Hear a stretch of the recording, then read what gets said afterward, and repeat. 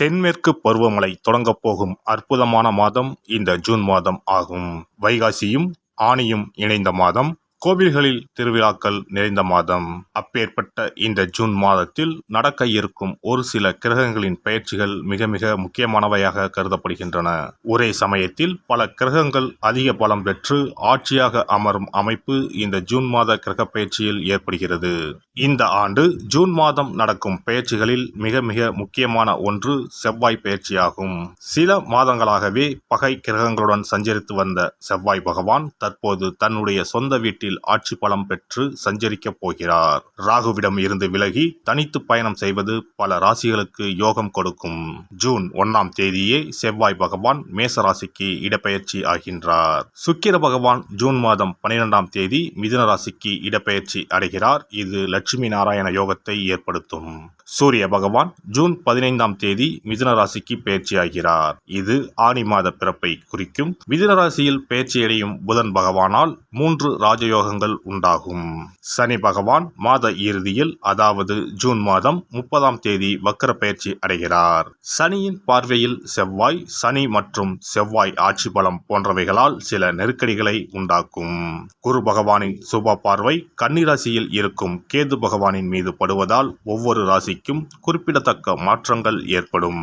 இந்த கிரக பெயர்ச்சிகளின் காரணமாக மிதுன ராசியில் புதாதித்ய யோகம், சுக்கிராதித்ய யோகம், கஜலட்சுமி ராஜயோகமும் உருவாகிறது.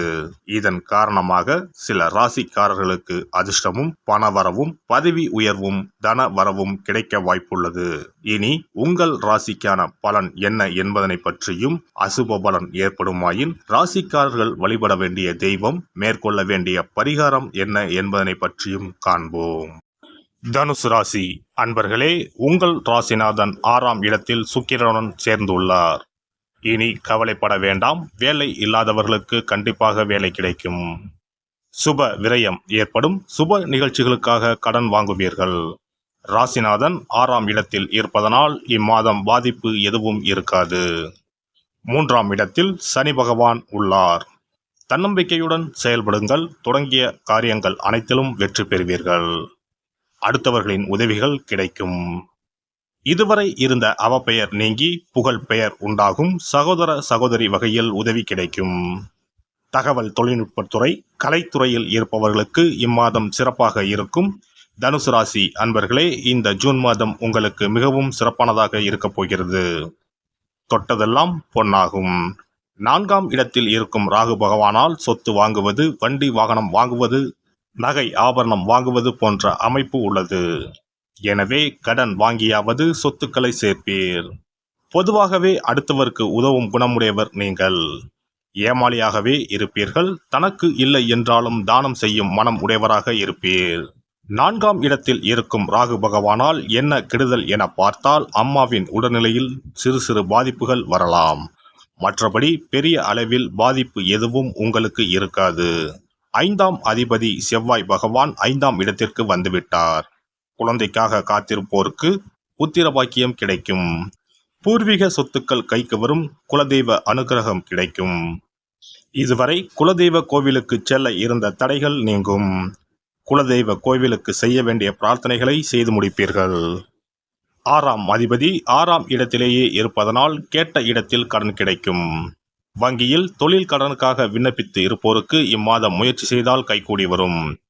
புதிய தொழில், புதிய முதலீடுகளில் இம்மாதம் தைரியமாக இறங்கலாம். இம்மாதம் 15ஆம் தேதி 7ஆம் இடத்திற்கு வரும் சூரியன் புதனால் திடீர் அதிர்ஷ்டம் உண்டாகும்.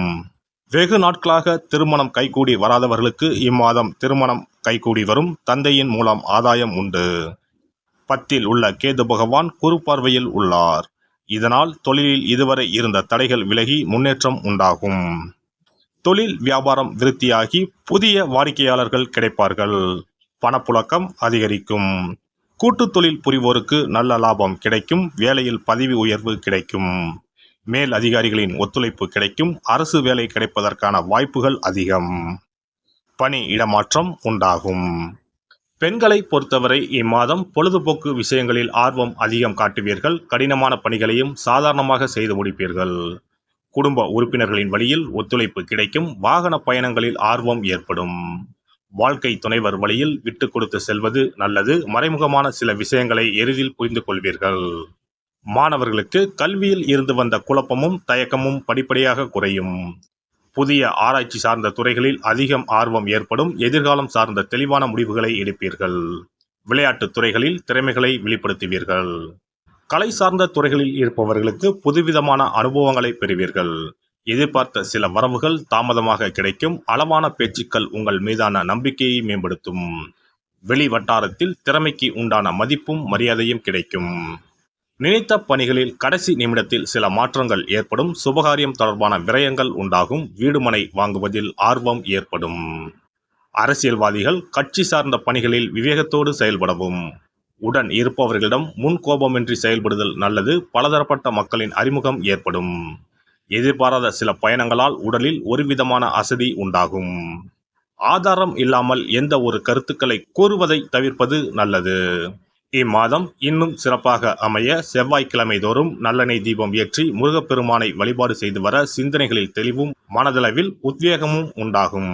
சிறப்பு பரிகாரங்கள். கோதுமை மாவினால் சிறு சிறு உருண்டைகளாக 7 அல்லது 14 அல்லது 7 மடங்குகளில் உருண்டை செய்து கொள்ளவும். குங்குமத்தில் கொஞ்சம் நீர் விட்டு அதை வன்னி குச்சி அல்லது மாதுளை மர குச்சியால் தொட்டு கோதுமை உருண்டையில் ஸ்டீம் என்று எழுதி அதை குளம், ஆறு அல்லது கோவில் தெப்ப குளத்தில் உள்ள மீன்களுக்கு போடவும். எழுதிய பின்னர் ஸ்டீம் என்பது அழிந்துவிட்டாலும் பரவாயில்லை. இவ்வாறு வெள்ளிக்கிழமை அல்லது ஞாயிற்றுக்கிழமைகளில் செய்து வர லட்சுமியின் அருள் உண்டாகி பணத்தட்டுப்பாடு நீங்கி செல்வம் சேர தொடங்கும். வெண்கடுகு சிறிது, 2 வத்தல் மிளகாய், 3 கல் உப்பு, பச்சை கற்பூரம் 3 இவை அனைத்தும் சேர்த்து வெள்ளை துணியில் போட்டு பின்பு அதை முடிந்து நல்லெண்ணெயில் நனைத்து வீட்டின் முன்பு இரவு 10 மணிக்கு மேல் எரிக்க ஏவல், பில்லி சூனியம் விலகும். தூங்கும் போது யாரோ அமுக்குவது போன்று இருப்பது, சிறுவர்கள் பயத்தில் சிறுநீர் கழிப்பது போன்ற தொந்தரவுகள் இருந்தால் படிகார கற்களை தூங்கும் அறையில் அல்லது தலையணைக்கு கீழே வைக்க வேண்டும். தோல்வி, அவமானம், எதிர்ப்புகள் ஆகியவற்றை சமாளிக்கும் மன வலிமையை அதிகரிக்க வாராகி அம்மனை மனதார வழிபட்டால் நிச்சயம் நல்ல பலன் கிடைக்கும். முடியவே முடியாது என்று நினைத்து கொண்டிருக்கும் காரியத்தை கூட உடனே முடித்து காட்டும் வல்லமை படைத்தவள் வாராகி அம்மன். இந்த வாராகி அம்மனுக்கு 8 சனிக்கிழமையில் சுத்தமான மண் அகல் விளக்கு ஒன்றை எடுத்து அதில் நல்லெண்ணெய் ஊற்றிக்கொள்ள வேண்டும். ஒரு கருநீல துணியை கட்டமாக வெட்டி அதில் கொஞ்சம் வெண்கடுகு சேர்த்து எல் தீபம் ஏற்றுவது போல முடிந்து கொள்ள வேண்டும். காலையில் 6 மணியிலிருந்து 7 மணி வரையிலான காலகட்டத்தில் அல்லது இரவு 8 மணியிலிருந்து 9 மணிக்குள் இந்த பரிகாரத்தை செய்துவிட வேண்டும். எல்லாம் வல்ல இறையருளால் நீங்களும் உங்கள் அன்பு குடும்பமும் உடல் நலம், நீலாயுள், நிறை செல்வம், உயர் புகழ், மெய்ஞானம் ஓங்கி வாழ்க வளமுடன். இந்த வீடியோ பதிவு உங்களுக்கு பிடித்திருந்தால் லைக் பண்ணுங்க, கமெண்ட் பண்ணுங்க, ஷேர் பண்ணுங்க. மறக்காம சப்ஸ்கிரைப் பண்ணுங்க. பக்கத்துல இருக்கிற பெல் பட்டனை கிளிக் பண்ணுங்க. நன்றி, வணக்கம். ஓம் நமச்சிவாய. சிவாய நம.